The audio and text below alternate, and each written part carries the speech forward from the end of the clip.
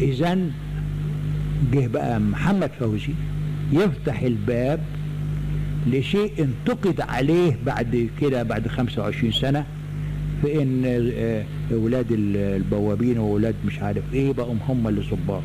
محمد فوزي بعد كده علشان قناعتي انا بصحة هذا الكلام اعمل متابعة للضباط عند تخرجهم.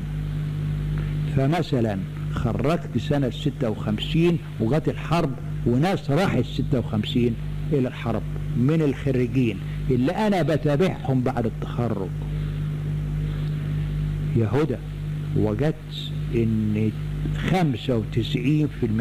من الشهداء اللي راحوا سنة 56 اولاد الفلاحين واولاد العمال اللي دخلوا الكلية حربية. فانا اتبسطت وحققت هدف اللي هو مكتوب على اليافطة اللي موجود: جيش الشعب.